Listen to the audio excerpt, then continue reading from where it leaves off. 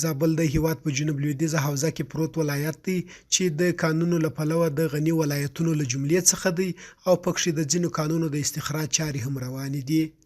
د زابل ولایت د کانونو د امریت چارواکي وایي چې د اسلامي امارت د کانونو او پټرولیم وزارت په بودیجه تازه د همدې ولایت په شهر صفا ولسوالۍ کې د کانونو څخه د استخراج شوي موادو د وزن د کنټرول په موخه د یوه ترازو د جوړېدو د بنسټ ډبره کېښوده چې 5 میلیونه افغانۍ لګښت ورباندې راځي او د 3 میاشتو په موده کې به یې کارونه پای ته ورسیږي.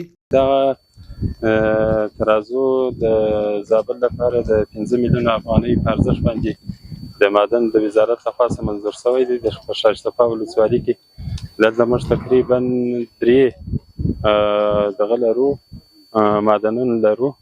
د هغو لپاره چې هغه ډبرې به بیا راځي دلته به پورتللی کېږي بیا به انتقالېږي. دا ډېر ګټور تمامېږي. تر اوسه پورې دغه د معدنو وزن چې دی یا د کم موټران چې دي د هغو توزین دغسې په سترګو باندې نه معلومېږي. نو په دغه ترازو باندې بیا کېدای شي چې د سړکانو د شان د ټول شان لپاره ګټور دا تمام شي.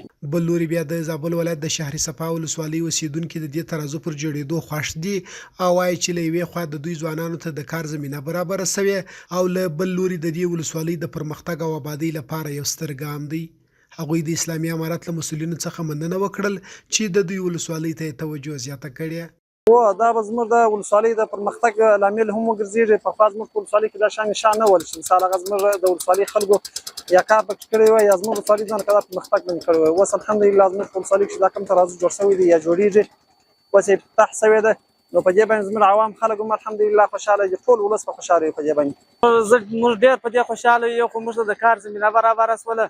بل د دې ولسوالۍ دپاره غټه فایده ده او دلته چې دا زموږ قانون دغه کېږي دغه به راځي دلته به تلل کېږي.